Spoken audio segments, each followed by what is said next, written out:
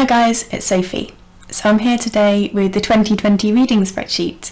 I'm excited, I'm always excited. I know you guys enjoy it. I personally use this every year for my own reading, and I know lots of you have used the spreadsheet for quite a long time, and thank you, it's lovely to see it's something that people enjoy. So what I wanted to do first is just kind of talk a little bit as though you've never seen it before for anyone who's new this year, and tell you what each tab does, and I'll point out for anyone who has seen the videos before what any new bits are this year. So this sheet here is kind of the main part of our spreadsheet, and this is where you list the books that you've read in 2020.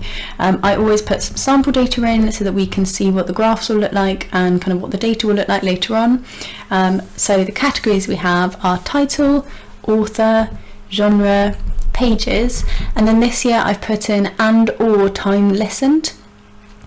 So this wasn't feedback I had this year, but things that I've kind of been reflecting on in the past year was that people found it helpful to also think about the audiobooks they'd listened to. So I've added in a column here where you can enter the time in minutes that you spent listening to it, and then later on in the sheet it will give you a summary of the year of how many hours you've spent listening to audiobooks. And then next is age group, format, so the way that you read it, audiobook, ebook, paperback, hardback, star rating, the date you started the book, the date you finished the book, and whether or not it was a DNF.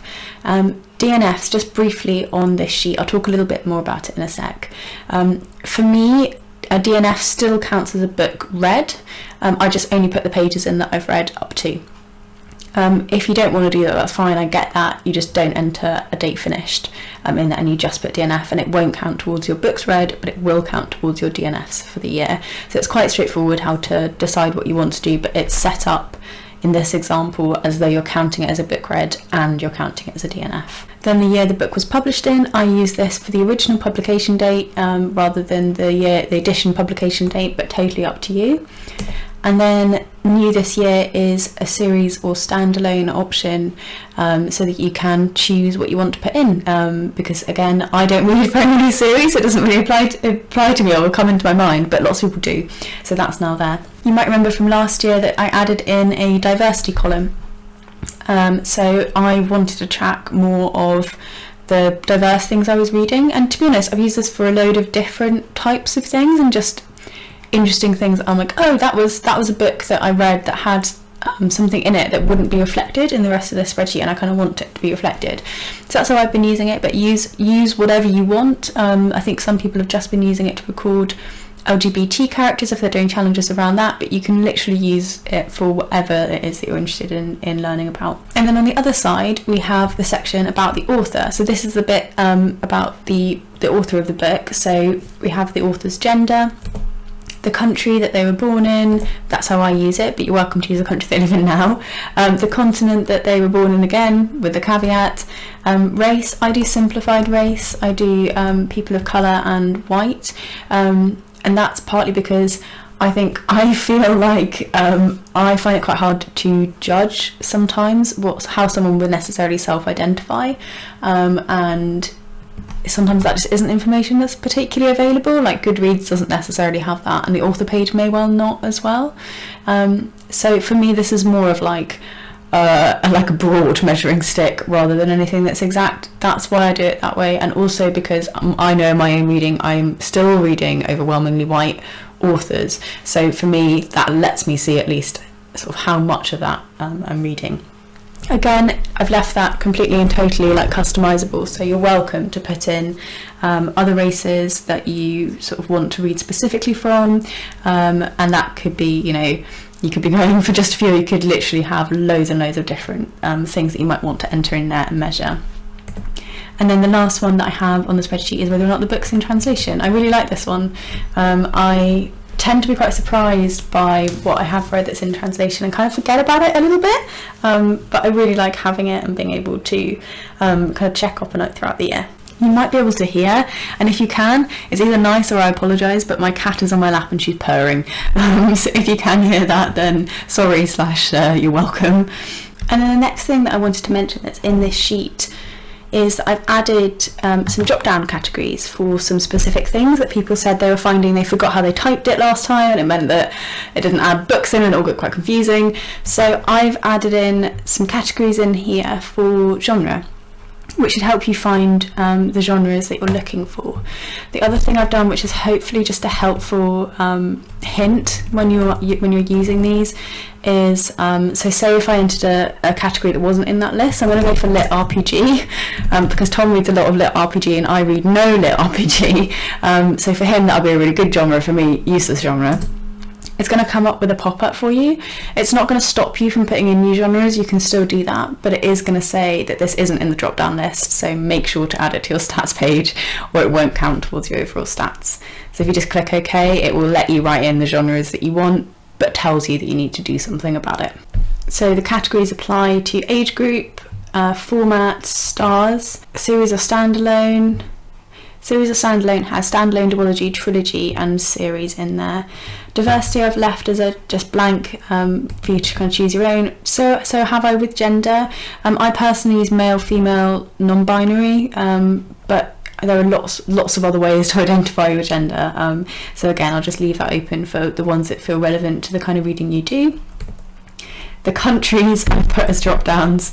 So there's a lot of countries. You might know there's a lot of countries. So what I've done to try and make it a bit easier to navigate is the top 10 lists in countries on my top 10 most subscribed list from you guys. So this is where most of you live.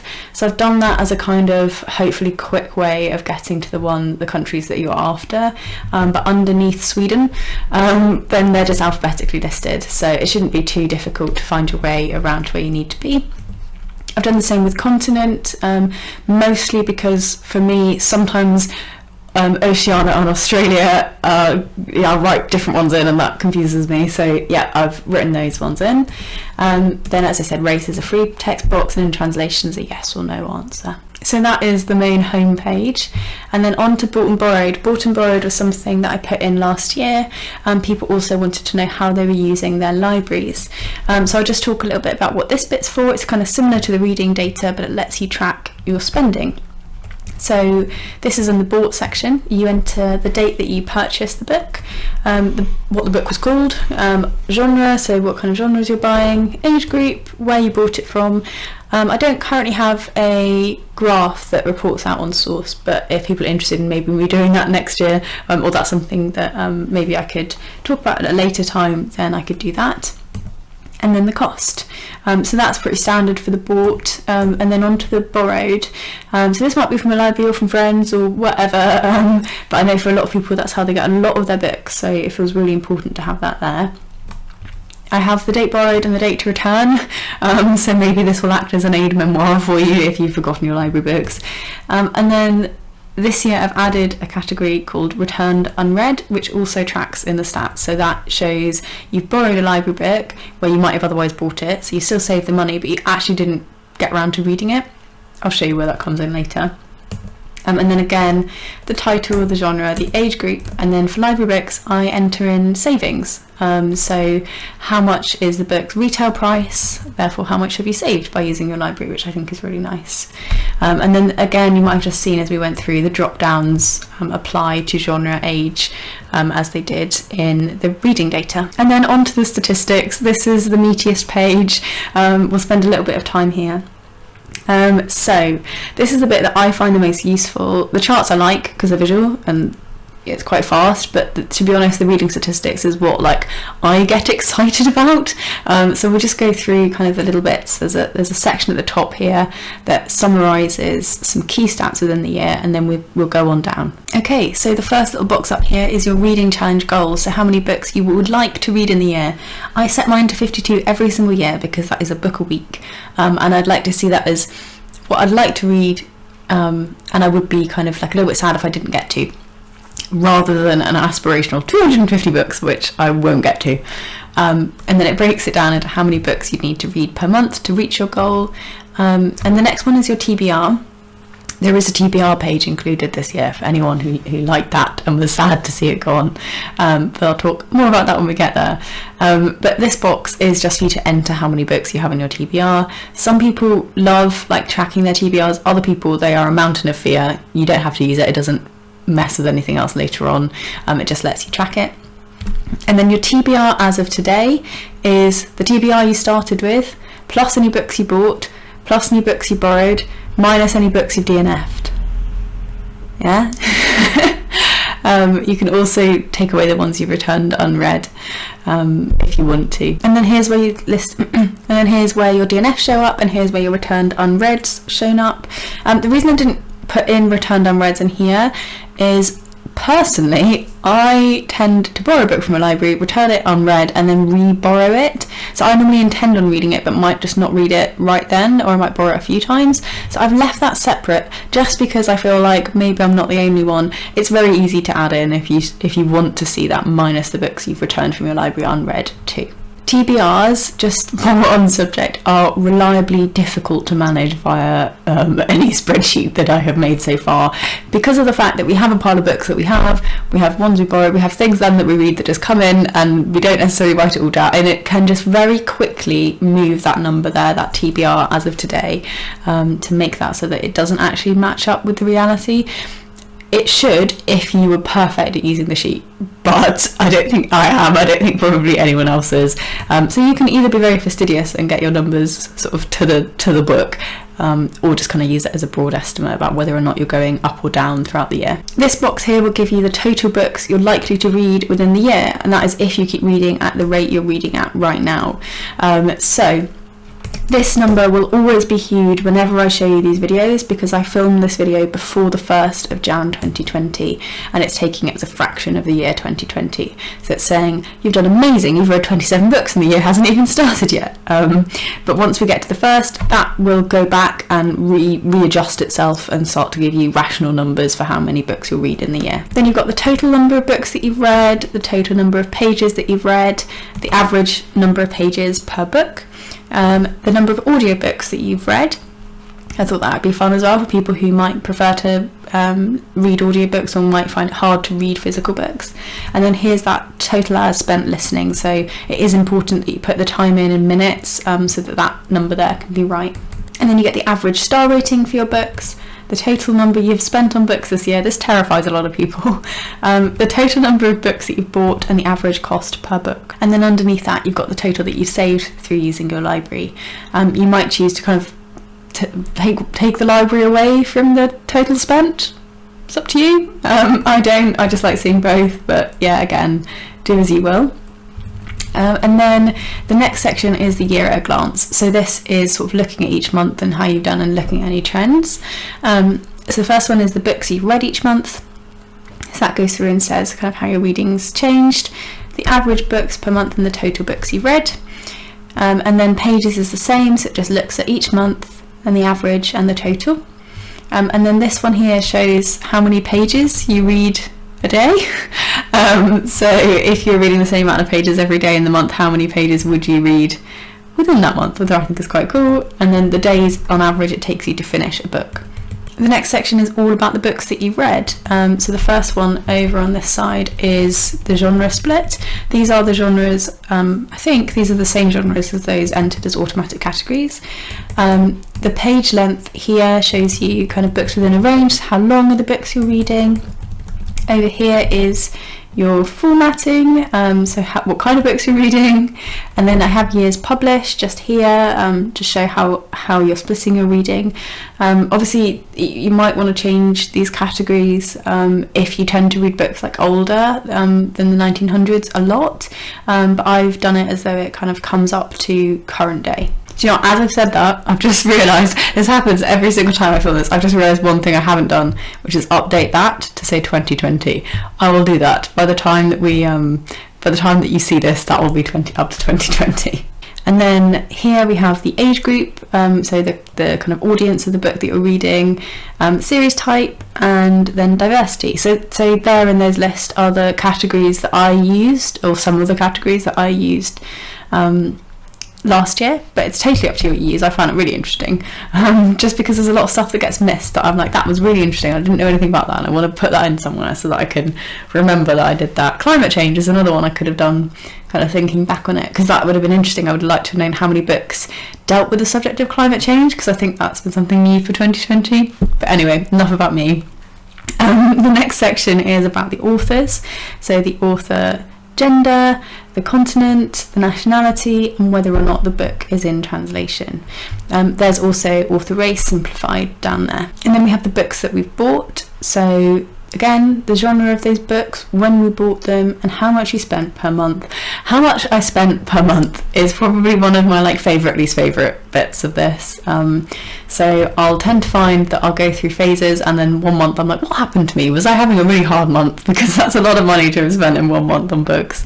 But yeah, so I find that really interesting, and it's also really helpful for budgeting if you want to sort of look at what you spent and think, that felt quite tight last month and I need to spend a little bit less. So I found that really helpful when I was being more like stringent with my budgeting when we were saving to move. And then there's the sort of location that you bought things from, the age range of the books, and then the number of books per month, the cost per month, and the average cost per month. So I actually didn't put that many books in, so that's coming out pretty low. But yeah, I mean, in reality it was more than that, though I think I spent less on books in 2019 than I've spent since I've started doing BookTube, so that's something. And then borrowed books looks very similar. Genre, borrowed per month, savings per month, age range, and then books and savings per month. And then we have the charts. I think quite a lot of people like the charts. I really like the numbers personally, but I get the charts, people. So this just shows visually what we've just seen. Books per month, this is actually one I like, kind of shows the flow throughout the year. And pages per month, normally mine align quite equally, but it's nice to see like if you've spent weeks chugging through some massive tome that actually you have read a lot of pages that month, even if your books read haven't been very many. So it depends on how much you read and the kinds of books you read. I think because a lot of the books I read are in a similar page range, it doesn't have that much of a difference for me, but I think it's good to have anyway. And then we've got the genre breakdown here, so breaking it down into all the different categories. In my sample I've read a lot of non-fiction, and then the format of the books that you've read, the age range, the star rating. I readjust my stars at the end of every year to get a nice sort of bell curve type shape, but in this sample it's like I've read quite a lot of meh books and a few really good books. Page length is also here, so that's kind of what I spoke about. Even though this is only showing a sample of a few of the books I've read this year, I tend to cluster around sort of 200 to 300 pages. And then we have year published, so showing how many books you've read in each one. Now, years published is always really hard to do on a graph, and I've tried putting lots more categories in before. It gets super complicated when you get to like the classics like BCE. Then basically Excel breaks because it just isn't a fan of it as far as I can make it listen to me. So I've gone back to the 1920s, but as I said, that may well be something you want to adjust if you read a bit differently to how I do. And then we have author gender, author nationality, one of my favourite ones, author continent, author race, and then purchases and spend per month. So just showing again that kind of tracking, which I find really helpful for my budgeting. And then we have our TBR pile here. Some people really like the TBR pile. I totally get that. I think if I had a big TBR, I'd be a TBR person. I have actually put my TBR in, so my TBR is quite big at the minute for me. So I've got when it's been on your TBR, sort of how long it's been on your TBR. Because none of these things are being tracked in the statistics page, it's more like a list because of how complicated it got to be managing it in 2018. It doesn't matter what you put in there. You might just say like since uni, that's fine, just whatever it means to you. I've put the dates that I've had them on for because I run a short TBR, so I know just about when I've done them. I just put the month in for these. I sort of knew that when it was about that I got them, but didn't know the day, and that's fine too. It's just whatever means something to you. Then the title of the book, the author of the book, the genre, and then I've got a nice little drop-down list to tell yourself how excited you are for the book. I thought that might be helpful to kind of decide which ones you might want to read next. So yeah, you can put those in. You could write things in as well. It's going to do the same thing as those other drop down boxes and just let you know that that isn't a recognised list, but go on, do you. And then the last bit of the spreadsheet is the Read Harder challenge. I do this every year because I know a lot of people really like the Read Harder challenge. I actually didn't do Read Harder. I haven't done it in a while, to be honest, though I did like the look of some of the challenges this year. I used mine for the owls in the end, but you can use whatever you like. I made it kind of quite straightforward, and it's just got a challenge and then whatever the rule is that you've got to follow to achieve that, and then which book you've completed it with. You can find more about the Read Harder challenge by clicking on this link here, which will take you to the Read Harder site on Book Riot. If you haven't checked out their site and have only heard about it through my spreadsheet, which I think is unlikely, but in case, do go and check out their site, they're fantastic. So that's the 2020 reading spreadsheet. I feel like there are small changes this year rather than massive changes this year, but I made sure to really listen to the feedback that I had and try and incorporate some of the things that people wanted to see in here this year. So hopefully you're excited to have a new version to play with. I promise I will fix that date of the books published before it goes out. And I just wanted, before I say goodbye, to talk a little bit about another video I'm going to be putting on in relation to the reading spreadsheet. You might think, is she really milking a spreadsheet out for 2 videos? So I've always said that the spreadsheet itself will be free to download, free to access, and I'd always make a video kind of just showing you what it is and how to use it. So that's what this video is, and the download link, as it always is down in the description below. And last year I talked about the fact that I set up a Patreon. So I set up a Patreon to mostly for this, to be honest, for people to have a way of saying like thank you, I appreciate it. I used to get quite a lot of comments and messages from people saying I love it, is there any way I can like chuck you a £5? And I didn't have a way to do that before, so I set one up for last year's spreadsheet release, and people were really kind, and some people are still my patrons today, thank you very much, and other people just kind of came in and kind of did a one-off and then unsubscribed to say just thank you for this, which again I really appreciate, and it's very kind. But what I wanted to do this year, there's always that option available to you should you be feeling kind, but what I wanted to do this year is make a second video talking about the reading spreadsheet that will go on my Patreon.